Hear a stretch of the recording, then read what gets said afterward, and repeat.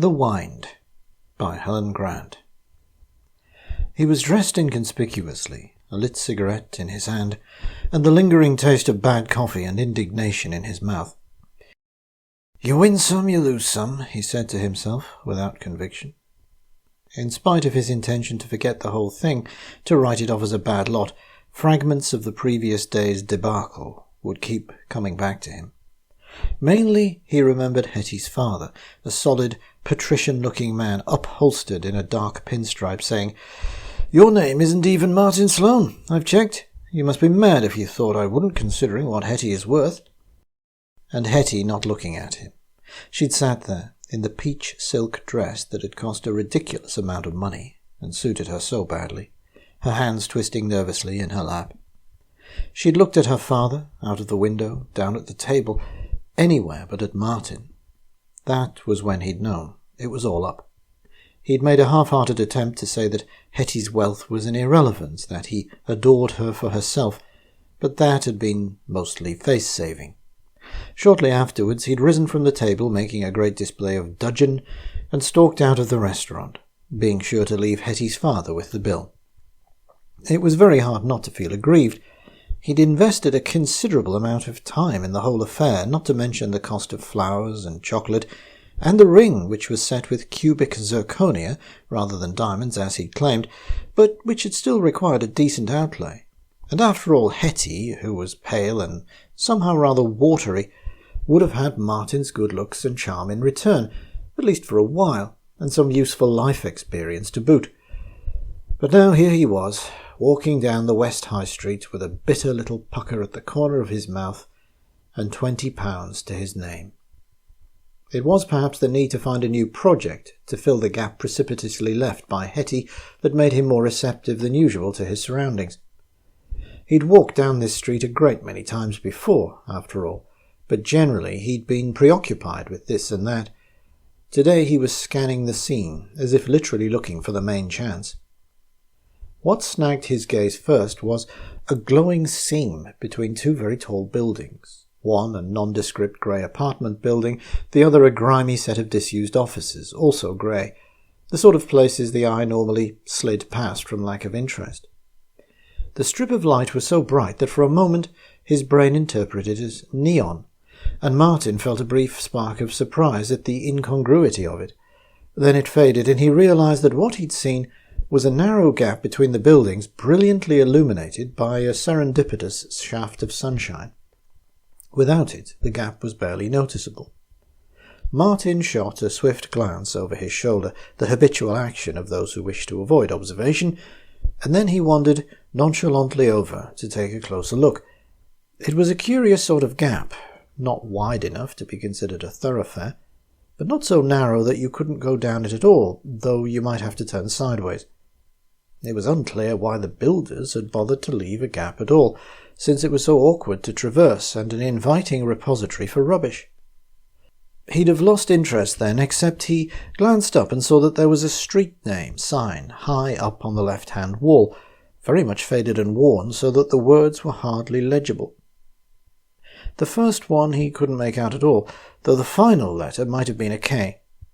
The second one was Wynd, W-Y-N-D.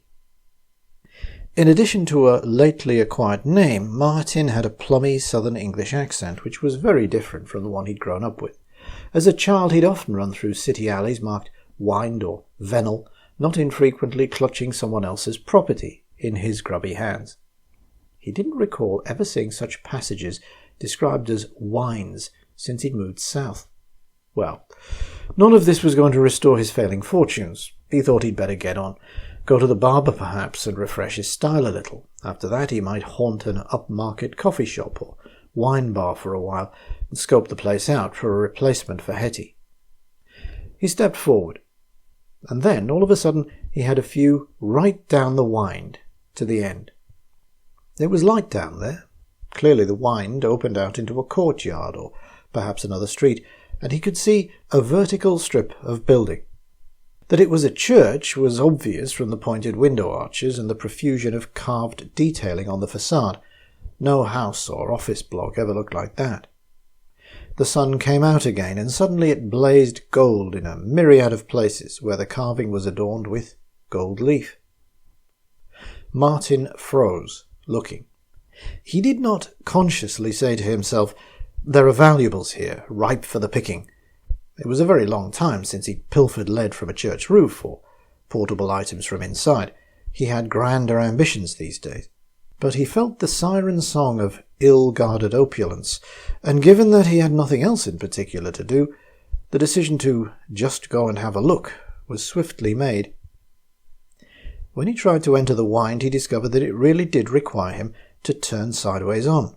A span of his shoulders would not fit into its width. If he'd been any stouter, he might not have managed it that way either. As it was, his chest was almost touching the grimy stone wall. "Good thing I'm not claustrophobic," he said to himself as he inched his way down the Wynd, persuading himself, as much as anything, to keep tiny prickles of alarm at bay. The air was faintly damp in here, and mineral-smelling, and sound was magnified, so that the shuffling of his shoes on the ground and even his own breathing were loud in his ears. Halfway down it occurred to him that there must be another way to the church. It couldn't possibly only be accessed through this unnervingly narrow space. But he was committed now. He went on, feeling as though he should be extruded from the end, like toothpaste from the tube. At last he approached the end of the Wynd, and the magnificence of the church's facade opened out in front of him, the gilding gleaming in the shafts of sunlight. It was very tall, its Gothic pinnacles at least as high as the tops of the surrounding buildings, and very highly ornate, textured all over with finely chiselled figures and motifs.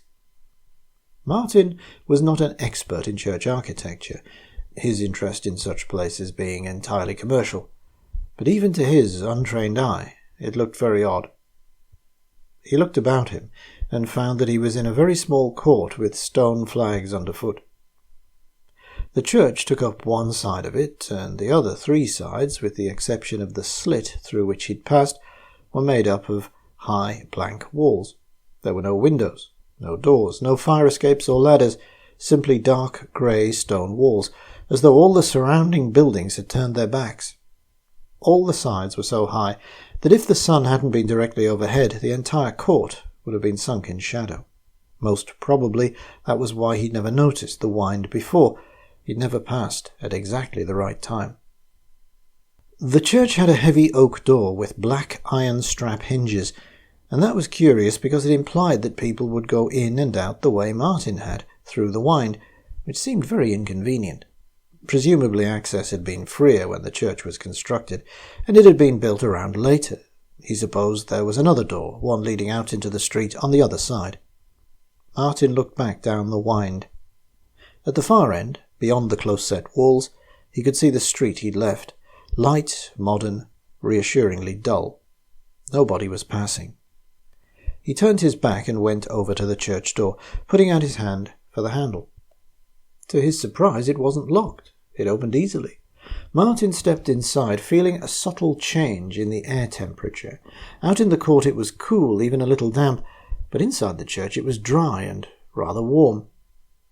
He was assailed by a lot of different impressions, not only the warmth, but the sound of his feet on the stone floor, and the aromas of furniture polish, dust, and incense.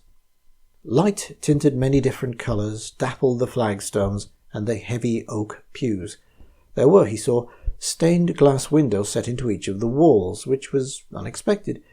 He'd thought the sides directly adjoined other buildings, but no, the church must be surrounded by open space. He didn't recall seeing a church on the scale of this one in the area. Even if you weren't interested in ecclesiastical buildings, you could hardly miss one this size. But, seemingly, he had.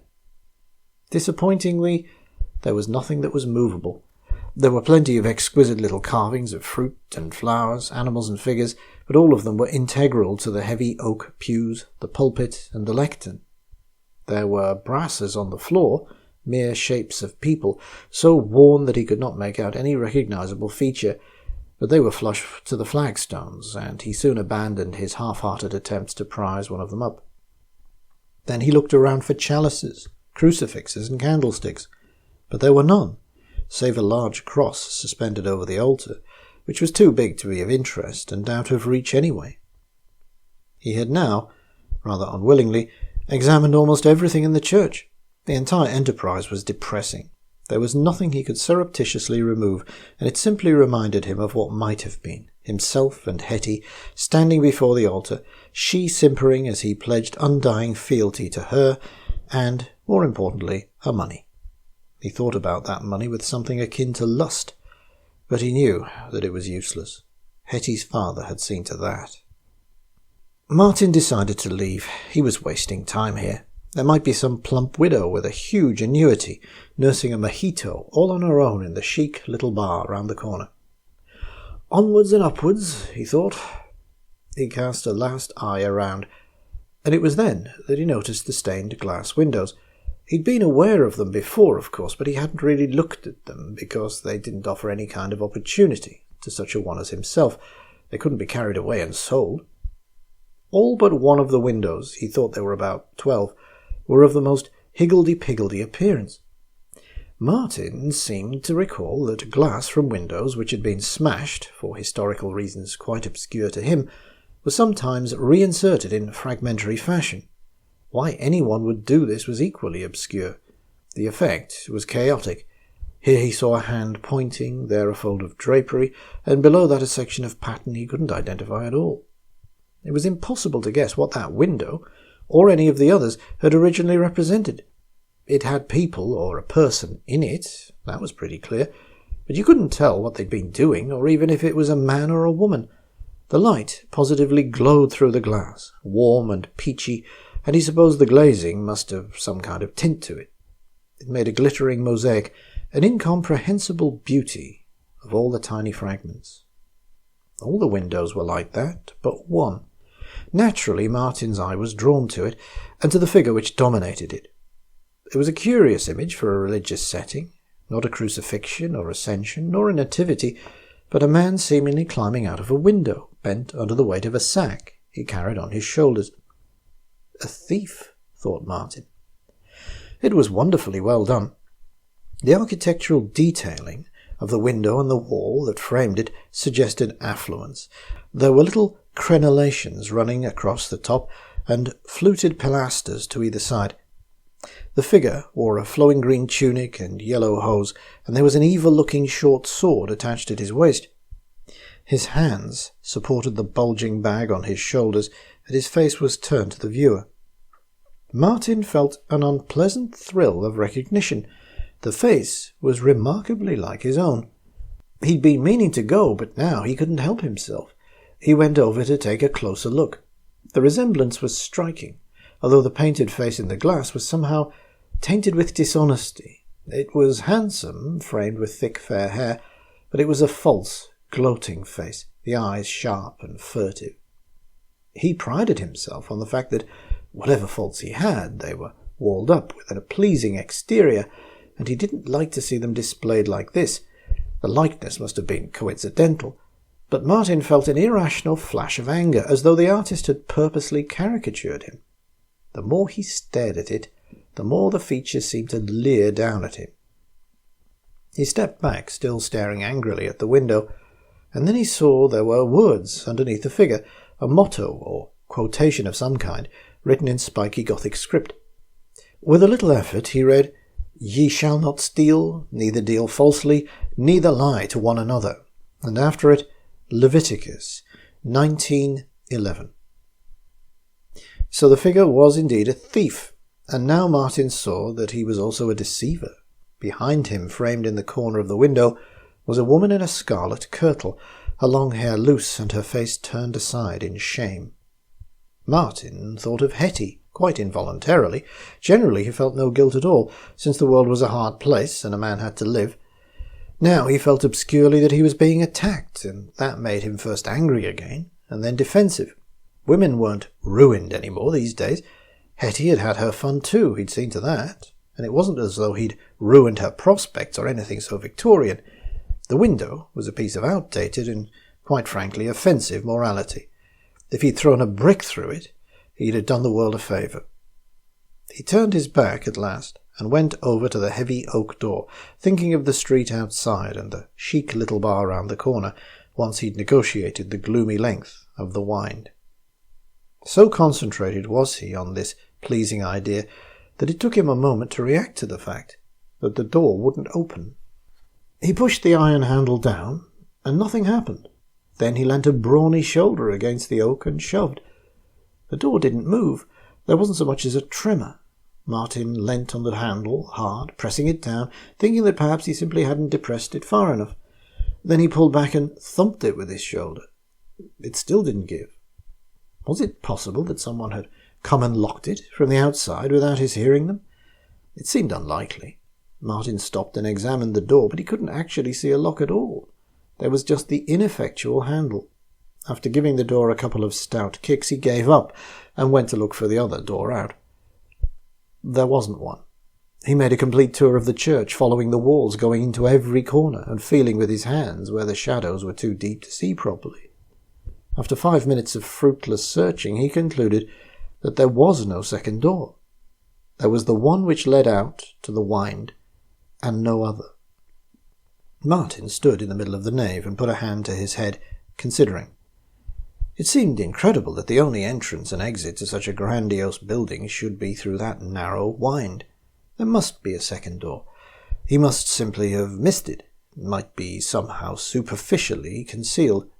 He went around the church again, and this time he never let his fingertips leave the wall, thinking to find a rim or crack or change in texture.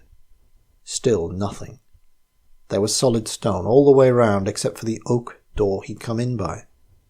He gave a small, incredulous laugh. Then he tried the door again. It was immovable. Martin sat down on an oak pew with a grinning, horned face carved into the end and took out his phone. Whom could he call? The list of saved contacts was lamentably short. Hetty, he wondered, and immediately dismissed the idea. He might have prevailed on her alone to come and rescue him, whatever his sins, but he was pretty sure her father wouldn't countenance it. If he heard that Martin was trapped inside a church, with nothing to amuse himself with except a stained glass window representing dishonesty, he'd probably think it served him right. It would have to be the police then. No doubt they'd be annoyed, but he'd blame it on whoever owned the church. He entered the number. Nothing. No signal. Martin thought about the toweringly high wall surrounding the entrance to the church. Was it possible that there was no reception because of those? It seemed unlikely. I'm in the middle of a bloody city, he said to himself. The stirrings of anger that he'd felt at the image of the thief were slowly inching him to the limits of his control. It was warm in here, warm and dry. If he was stuck here for any length of time, his tongue would soon be hanging out. He remembered the restaurant, and Hetty's father in his expensive suit glaring at him. The carafe of mineral water on the table, crystal clear, glittering in the sunshine.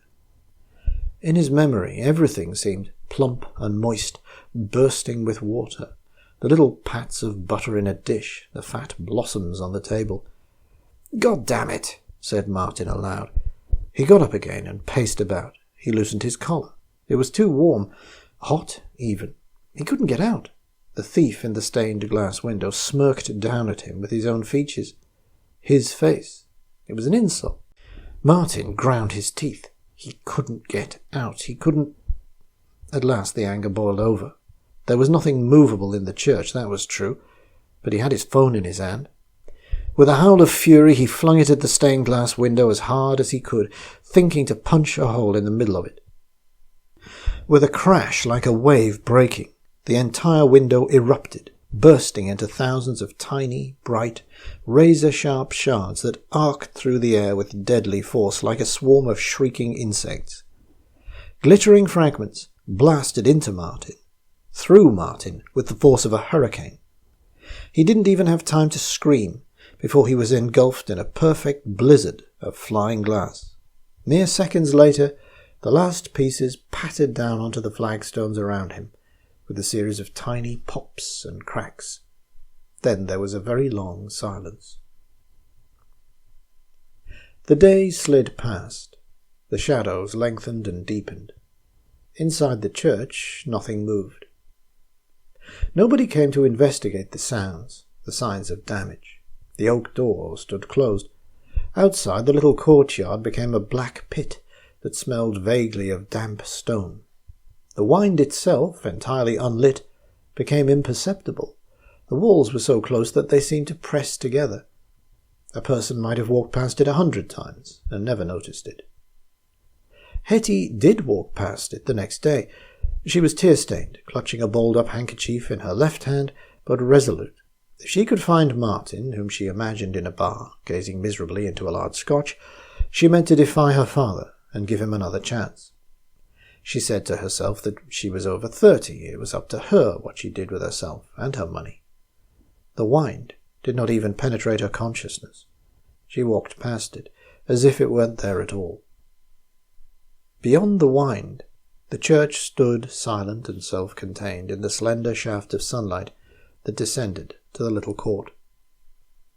The oak door was still closed. Within, if there'd been anyone to smell it, there was a faint aroma of furniture polish, incense, and dust. In front of the rows of heavy pews with their ornate carvings, the stone flagstones lay cool and clear and clean. A warm, gentle light streamed through the 12 stained glass windows. They were curious, those stained glass windows. Not a single one of them depicted anything you might have recognized. All of them seemed to be composed of the broken pieces of some now untraceable scene, reinserted into the window frames in random fashion. One of them had lately depicted a thief climbing out of a window, a sack slung over his shoulders, although nothing of that design was now discernible. An observer could only have guessed at the original content of the picture from details that could be made out on the fragments. Here, for example, was a triangular shard of yellow hair, rippling realistically. Here was a single eye, rolling as in terror, with the white showing all around the iris. Here fingers closed around what might have looked, to an untrained eye, remarkably like a modern mobile phone. And here, weirdly disembodied among a cluster of unidentifiable shapes and textures, an open mouth, screaming desperately, silently, and forever.